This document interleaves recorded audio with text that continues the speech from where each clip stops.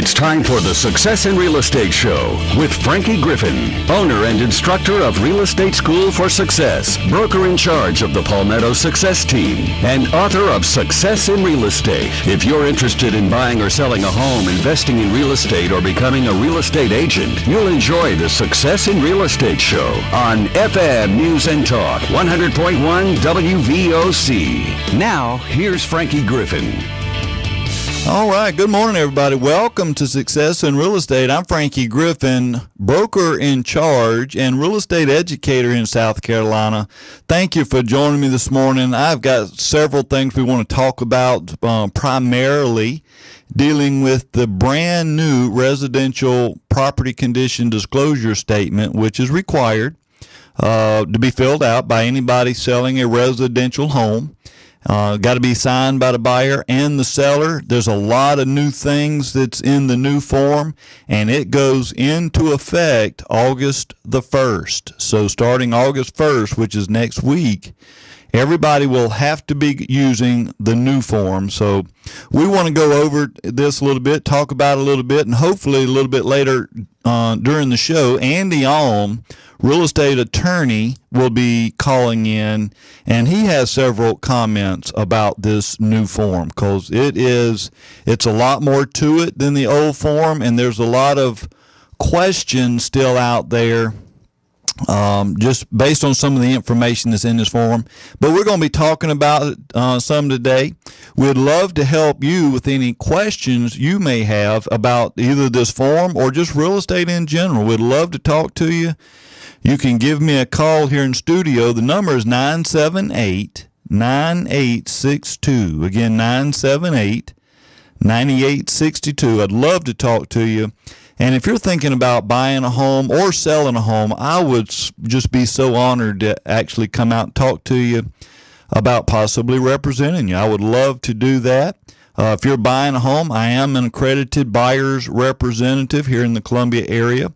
I've been trained just for buyer representation, and we would love to help you with your next home purchase. I think you'll be very pleased at the things we do. Love to talk to you about that. You can certainly contact me.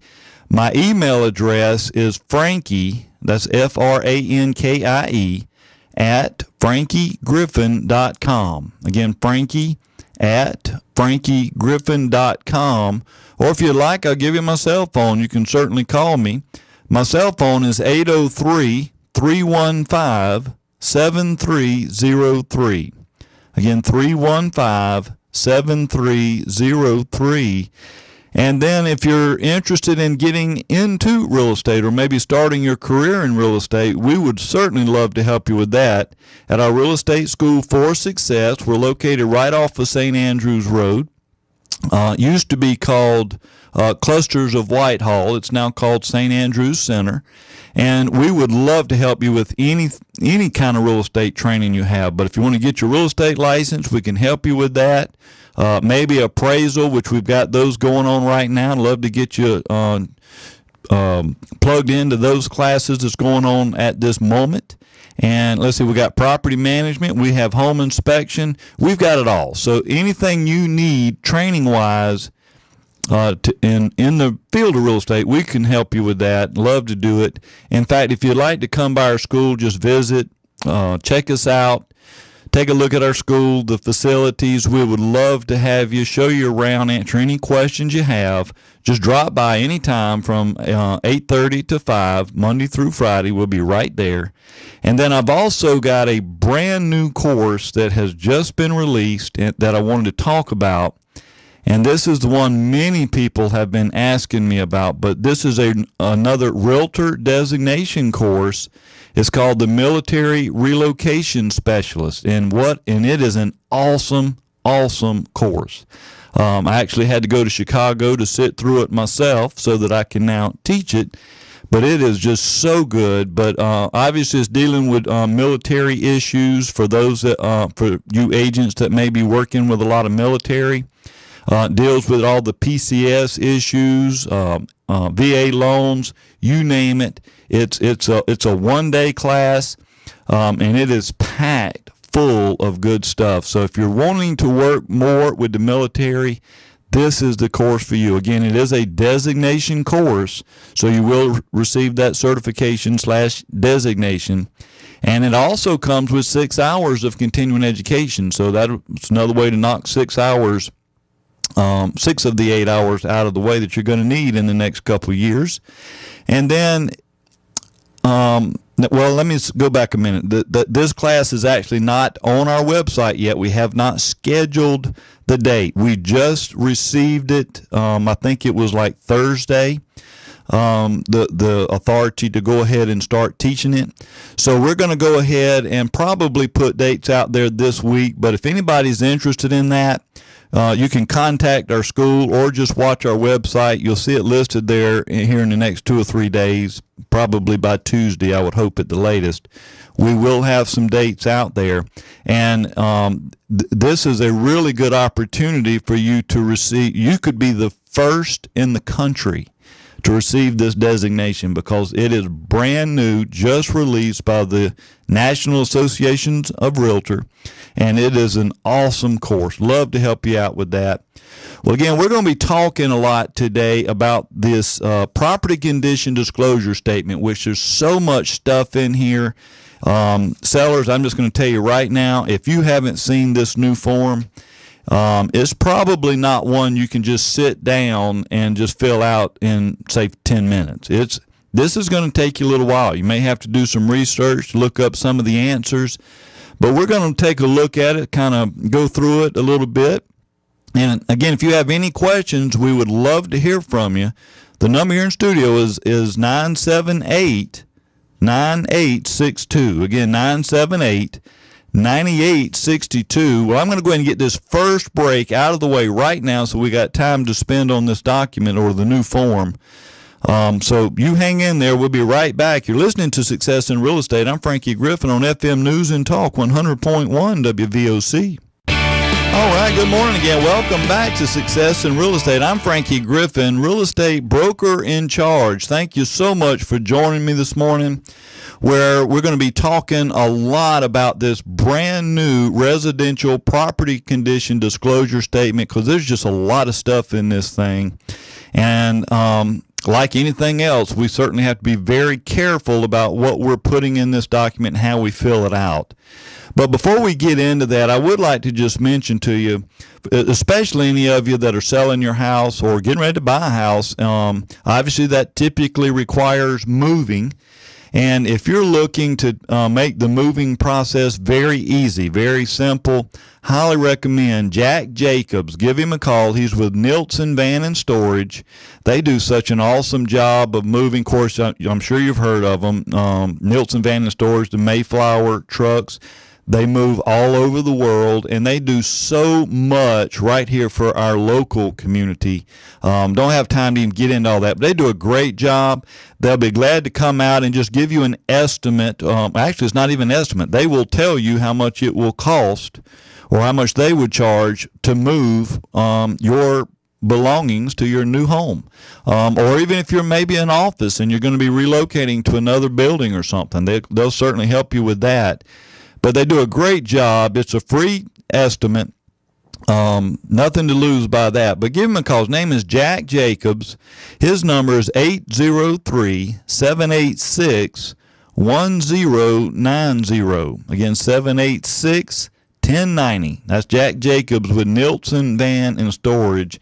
And they will do a great job. Now, let's talk about this property disclosure statement. And again, if anybody has any questions about anything I'm talking about or just real estate in general, please give me a call. The number in studio is 978-9862. Again, 978-9862, and we'll certainly do our very best to help you with that. And I guess the first thing let's make sure everybody's clear on. This is a document that anybody selling a residential home, in fact, that would be a single family dwelling right on up to 4 units. So if it's a quadruplex or less, then you're required by law to fill this document out. So you got to make sure you do that. And this is not, and I've heard a lot of, a question I guess I've gotten a lot from for sale by owners does this apply to for sale by owners, or is it just for houses listed by an agent? And the answer is it's for everybody. Whether you list your house with a real estate agent or not is irrelevant. You must fill out this form. It's a 5-page document now. It was 4. It's now 5. Again, it's going to go into effect August 1st. And you've got to make sure you fill this thing out properly and completely, or it can cause you some problems, certainly when you go to sell your house. Well, we got a phone call, so let's go straight to our phone lines where we've got Miss Erica. How you doing, Erica? I'm doing well, and yourself, Frankie? Oh, this is such a fine day today. And again, this is Erica West, our mortgage consultant and finance guru/expert. How things going with you, or in the finance world anyway? They're busy. Is it? It is busy. Are you still seeing a lot of refinancing and stuff going on? I mean, we're still seeing, the HARP, the ones that, if Fannie Mae, Freddie Mac own the property, you can do a refinance with no appraisal, go up to 250% of what you owe on the home and the appraised value. So we're seeing some of those still. Mainly, most other types of refinances are starting to slow down, unless it's somebody that closed and, is at, 6 or above. Some of them are still now, trying to get in here to refinance before they go any higher. But that portion of business is slowing down, but purchases are picking up. Absolutely. That's what I'm seeing. I just can't remember being this busy. No, me neither. It's been a long time. Oh, yes, it is. Praise God for that. I'm not complaining a bit, but it has been very busy. Well, what kind of financing are we what's a typical type loan that people are using today? I still think on average people are going FHA, and it's not actually the most desirable product, but it's the most suitable for where people are right now, especially if it has the least amount down, 3.5%, and the interest rates are typically a little bit better than conventional, and so that's a huge draw. So as long as people are within the county limits for FHA financing for the sales price, most people are tending to go that way, and they're looking. USDA is really popular right now. Really? Yep. People are calling me and saying, what do I have to do to get qualified for USDA, and how do I know how to find homes that are qualified for USDA? And I think that's the 100% financing. And why would I use this type of loan? USDA is 100% financing, which means you're not obligated to put a down payment down. And the mortgage insurance that is on a USDA loan is minimal in comparison to both conventional and FHA. Okay. And so most people are going that way to not only keep their cash out of pocket low, but to keep their monthly payment as low as possible. Well, all the help we can get is very much appreciated, and I don't know anybody who knows more about the different types of loans than you. And can't thank you enough for all you do for me and my clients. I really appreciate that. I thank you, too. Thank you for inviting me to come speak to all the agents. We had a great class this Thursday, and yes. I just thank you for everything you do for me. Well, how can we get in touch with you? You can reach me on my cell phone, 803-528-5019, or you can search me on Facebook, look for the Mortgage Go-To Gal. You're more than welcome to leave a question there, and I will get back to you. Awesome. So... That's let me know awesome. if there's anything I can do for you. Thank you, sweetie. I hope you have a great weekend. You too. Take care. Bye-bye. All right, that's Erica West. She is a mortgage consultant, and I don't know anybody that knows even as much, certainly not more, about financing, and you would do well to get in touch with her if you need to get a loan or refinance. I tell you, you really would highly recommend you take a look at her Facebook page, that Mortgage Go-To Gal.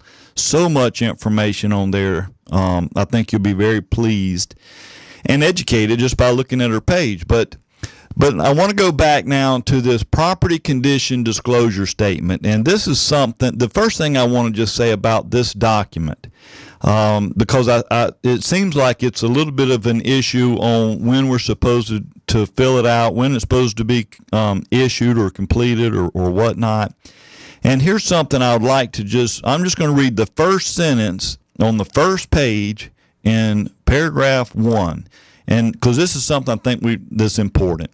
And it says, an owner of residential real estate, which are single-family homes and buildings with up to 4 dwelling units, shall provide to a purchaser this property condition disclosure statement, which must be completed prior to signing a contract of sale.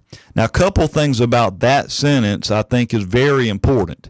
Number one, it did not leave any options here. It said the seller shall provide this document. And the reason I wanted to sort of bring that up is because I've seen, especially when it comes to a lot of for sale by owners, even if they know about this law or this requirement, they go and just take maybe in Word and sort of type up what defects or issues with the house or whatever, and then make that available to the buyer. Well, that won't work.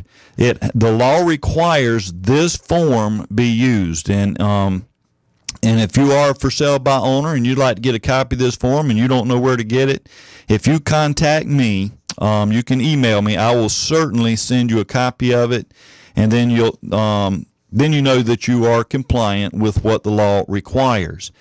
The other question that I always seem to run into here is, or at least a question I like to ask other agents is, when an agent representing a buyer decides to make an offer on a house, do they have to get a copy of this disclosure statement before they can make an offer? And that's the question I tend to ask an awful lot.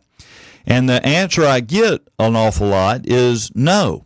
It says as we read in that sentence, it said it must be completed prior to signing a contract of sale, not prior to making an offer.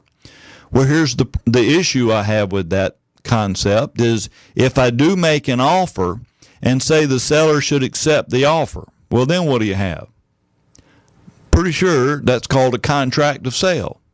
And if you haven't already completed this document or provided it to the buyer, then we're already behind the law here. We just can't let things like that happen. So, buyer, you need to get a copy of this property disclosure statement before you make the offer. And the next thing is, how do you know what to offer until you've seen at least what the seller states the condition of the property would be in? So I think that would be very important. And then the other thing I would ask is, buyer, since you have to receive this prior to making the offer, then go ahead and sign it, because both buyer and seller must sign it. And then when you make your offer, a copy of this, the one that the buyer has signed, needs to go back to the seller or to the listing agent. Because again, even if you send me an offer on one of my properties that I've got listed, and I didn't get a copy of this property disclosure statement, then my seller really cannot do a whole lot with your offer. At least we can't accept it according to the law until we receive this and have it completed by both the buyer and the seller. So I think it'll make things run a whole lot smoother, a whole lot easier.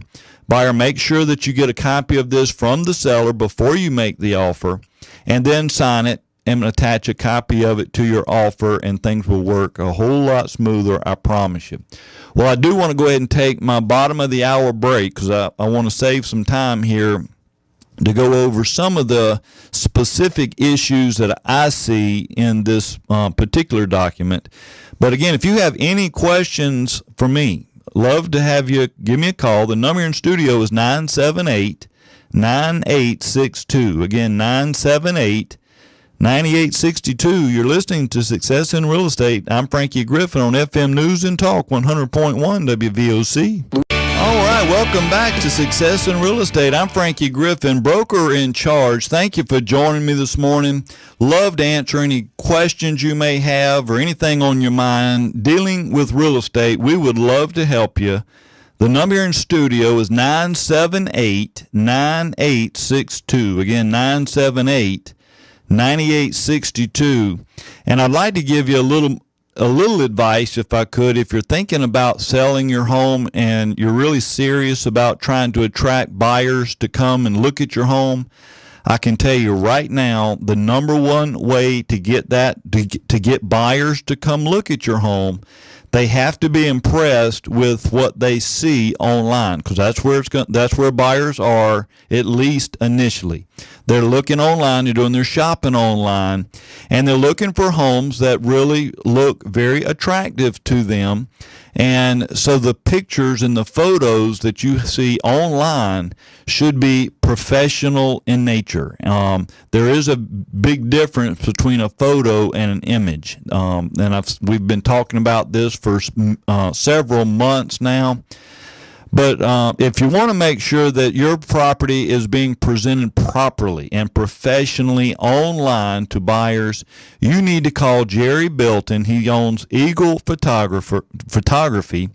He is obviously a professional photography, but that's all he does. He specializes in real estate. So you don't see him out there taking pictures of a lot of other things, and he's a real estate photographer. Does such an awesome job, and if you don't believe me, take a look at some of the pictures yourself. You can go to his website, which is www.imagesbyeagle.com. Again, imagesbyeagle.com, and does an awesome job, and he certainly goes out there and shoots all the properties that I list. And if you're a real estate agent, I will just tell you this too. As far as I know, he still has a special going on with agent videos, where he'll come out and do a professional video of you so that you can put on your Facebook page or on your website or YouTube or wherever you want to put it. You can put it there, but it's a very professional video that allows you to say whatever you want to say to your potential clients, and it looks awesome. Give him a call. Again, his name is Jerry Bilton. His number is 803-331-9035. Again, 331-9035, and he will come right out and help you with whatever it is you need. All right, so back to this property condition disclosure document, because this is such a big deal right now. In fact, it's such a big deal that Andy On, of course, most of you probably are familiar with Andy On, but he's a real estate attorney, among other things. He's also a trial lawyer, and he's actually holding a seminar, which will be this week. Let's see, when is it? Well, it'll be August 1st, Thursday, August the 1st, is from 5:30 to 7. He's doing his tutor and tour seminar, and he's going to be going over this brand new property disclosure statement. We're going to go over some of the big changes, and he's going to be talking about the liability that the seller now has with this particular, or potential liability that is, with this disclosure document. He is going to address some ambiguities that are all throughout this document. We're going to talk about how this new document also impacts how real estate agents are going to have to do their job. So it's going to be a really good seminar. I promise you, you will not want to miss it. As a trial lawyer, he deals with this kind of stuff all the time. You can, if you would like to attend, he's going to be doing it, and it's going to be in Blythewood at, let's see, where is this? It's going to be 1109 Valley Estates Drive in Blythewood. But I'll actually have all this information on my website, or on the school webpage. So if you're interested, you can certainly go there, or you can just call Andy. His office number is 803-744-0824, 744-0824, and I'm sure it's going to be an awesome time. He always provides plenty to eat, plenty to drink, so it's a fun time and a very educational time, no doubt. Well, let's talk about this actual document here a little bit more. Another misconception I think that a lot of real estate agents and possibly sellers have, we know that this is a document that has to be completed by and provided by the property owner. And let me say that again. Seller, you have to fill out this document yourself. Your agent should not be doing this for you. Should be, excuse me, it should be in your handwriting all by yourself. But if your agent needs to help you or or explain some things to you, I mean, that's perfectly fine. But the other thing I usually get is, assuming the house is listed with a real estate agent, I like to ask agents a lot of time, who is responsible to make sure this document gets to the buyer? Is it the agent's responsibility, or is it the seller's responsibility? And this part is not new. This has been the case all along, but apparently a lot of people misunderstand this. But I'll just read you exactly what it says. In paragraph 3 of the first page, it says, if you are assisted in the sale of your property by a licensed real estate broker or salesperson, you, and when I say you, they're talking about the seller, remain solely responsible for completing and delivering this statement to the purchaser.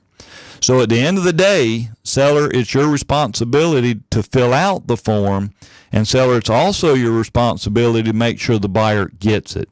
Now, we'll just go ahead and say this. There's certainly not a problem with your seller making copies of it, putting it on the MLS, and in fact, getting it to the buyer. But absolutely, the agent should not be filling this form out. That is an absolute no-no. Let the seller fill it out themselves. And here's something else you might want to understand, seller, that if there are some issues that you know about with the property, then obviously that's the point of this document. You must disclose these issues to buyers. And seller, if your agent knows about the problems, then the agent has to disclose these problems. Even if you should choose for some reason that you don't want to disclose it, then the agent has to. And this is another requirement, and it says right again on page 1 of this document, the broker or salesperson must disclose any material facts about your property which he or she knows or reasonably should know, regardless of your response on this statement. So just keep that in mind, seller. If I know or have knowledge of an issue and you refuse to disclose it, then obviously the agent has to. Well, there's a very important couple of words in that sentence that I want to make sure that is clear for real estate agents that are listening. And where it says, or reasonably should know. So it's not always just what you know, agent, or what knowledge you have, but what knowledge you should have. And here's what I'm talking about there, because this is, I actually had an attorney call me last week. I'm not going to get into a lot of details because it's things that are ongoing right now. But it's dealing with the lack of disclosure by a real estate agent. And this could be a problem because, this what you should reasonably know or reasonably should know. And I just got to tell you, agent, if you're walking through a house and you see there's obvious work going on, for example, a bathroom that's been put in the house, a brand new bath, and you see all this work going on, then obviously you as an agent should know that this work requires a permit. So, agent, the first question you should have to that property owner is who is doing the work, and then number 2, does that person have a permit to do this work? And if there is no permit, then I certainly think you can have some problems there. It's time to back up. Might need to punt if you need to, but we got to make sure that any work going on is done properly and meets code. And first of all, make sure you're allowed to have whatever it is you're trying to put there. Make sure you're allowed to have it there. Well, I finally got Andy on, looks like, on the phone line. So let's go straight to our phone. How you doing, Mr. Andy? Hello, my friend. How you doing? Oh, this is such a fine day today. It sure is. I tell you, it sure is a fine day. I was lucky enough to steal a little bit of time away this week and come down to Hilton Head with my family. Wow. And I tell you, Frankie, we've got beautiful weather down here and a lot of tourism, and thank God we need it, right? Really? So it's just beautiful down here, and it's been great weather. We got hit with some rain on the way down, but been down just for a couple of days, just steal away a couple of days. How y'all doing? Oh, it's a fine time now. Good. Well, I appreciate you taking my call today. I'm so excited about this next seminar we've got coming up this Thursday. They finally, the commission and some of the committees that have helped to prepare that new property disclosure statement have finally come out with the new version, and that's going to be effective August 1. I know y'all probably been talking about it a little bit in your classes and maybe even on the radio today. Oh, yeah. And it's a big deal. And there are a lot of changes that I think are important changes, some really unique changes. In some ways, and I've already given a few training sessions on this thing, Frankie, and in some ways, I feel like they've weakened some of the provisions. For instance, in the termite bond section, one of the big things that I thought the original disclosure statement did a good job of was giving an overview of the details of the termite bond. Because most folks, they just know they got a termite bond. They don't know if it's a transferable bond. They don't know if it's a treatment bond or repair bond or anything like that. But that's important information that needs to be shared. And I feel like that this new property disclosure statement has weakened that in some ways. So we're going to talk about some of the issues, some of the provisions like that. Sadly, they've still got that provision in there, Frankie, that puts a real onus and a real burden on the real estate professional. Essentially what it says is that regardless of what the seller's responses are on that property disclosure statement, the listing agent has to disclose any material facts which they knew or, and this is the key, reasonably should have known. And that's exactly what I was talking about right when you called. And I tell you, it is a real burden. I have tried to find licensing law references to that language. I've tried to find provisions in the Property Disclosure Act that refers to that language, and I've been unable to find it. I'm not saying it doesn't exist, but I've been unable to find it. So I don't know what basis the commission has for requiring that language to be in there, because it creates a real problem for agents. And so we're coming up with some different solutions on how to address those problems that come up with that language and some of the other language. Right. I'll tell you, on the very back page of the new property disclosure law, they say the licensee has no responsibility to inspect, okay? But they've got a responsibility to disclose what they knew or should have reasonably known. Yep. So I don't see how the two jive, but it's going to be a tough transition, I think, for some folks. But I do think overall that the changes that were made were good changes, and we're going to talk about those changes. And I do think that this is going to be an important seminar for any real estate professional or any owner of real estate who's getting ready to sell. Remember, if you sell your property for sale by owner, you're not exempt from having to disclose this information. So if you're in the business of selling and you're going to try to do it for sale by owner, please come to this seminar. It's going to be a great seminar. I'm not sure. I've been away from the signal, Frankie, so I don't know if y'all have if Brenda has called in yet. Well, she hasn't, but I did go over. We're really excited about having this at our newest hurricane community in the Blythewood area. Brenda Starnes with Russell and Jeffcoat is the hurricane on-site agent out there, and she does a super job, and we're really excited about having this hosted there. And we're one of the preferred lawyers for hurricane, and really have enjoyed that relationship over the years, and it's been a good relationship, and excited about what hurricane's got going on for this year too. They're doing a super job and growing leaps and bounds. So we're excited about all that. Well, Andy, let me, if I can, I know you're on vacation. No, you're fine. I want to throw a question at you. The one glaring change on this document that really concerns me is a statement that they have.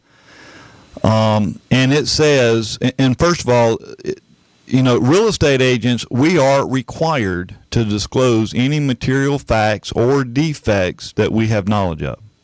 We are required to disclose that. But then it's in this one statement, and again, it's addressing the seller, but it says, if you choose to volunteer information about nearby issues that may or may not be in the public record yet, please report it here. Oh yeah. It's confusing language, isn't it? Well, I can see that causing some potential ill feelings between the agent and their seller. all sorts of potential conflicts that come up. Yeah. All sorts of potential conflicts that come up. And I'll tell you, I've never had any issue with what the law says about having to disclose what you know. It's the what you reasonably should have known that has always concerned me. Yeah. I do think that a real estate professional needs to disclose what they know, but not what they reasonably should have known, because here we go into, well, what should they reasonably should have known? That's a blank page. I mean, and I mean, if the agent's not required to inspect, then how can they be expected to have reasonably known that a ceiling joist is cracked if they're not required to inspect the ceiling joist? I always thought that was put there to keep the attorneys with jobs. Well, I hope so. I hope so, right? All right. But listen, Frankie, thank you so much. Appreciate everything you do, buddy, okay? Have a great See you next week. All right, buddy. Take care. All right, that's Andy On with On and McKay Law Firm. We need to go ahead and get our last break out of the way because I did run over on that. But on the other side, I'll be glad to answer any questions you have. Number's 978-9862. You're listening to Success in Real Estate. I'm Frankie Griffin on FM News and Talk 100.1 WVOC. All right, good morning again. Welcome back to Success in Real Estate. I'm Frankie Griffin, broker in charge, and we've got about 2.5 or so minutes left in the show. But so if you got a question, you better call real quick. The number is 978-9862. But I also wanted to talk about my very good friend, Bobby Bain. He owns Bain Termite and Pest Control. If you're having any issues at all with pests, whether it be termites, roaches, bugs, critters, you name it, he's been doing this for going on 40 years. I mean, he's been doing this a long time. Give him a call. Again, Bobby Bain with Bain Termite and Pest Control. He certainly does all the stuff in my house, and I never have bugs because he comes over about once a quarter to make sure everything is taken care of. But you can give him a call. His number is 803-550-1922. Again, 550-1922. That's Bobby Bain with Bain Termite and Pest Control.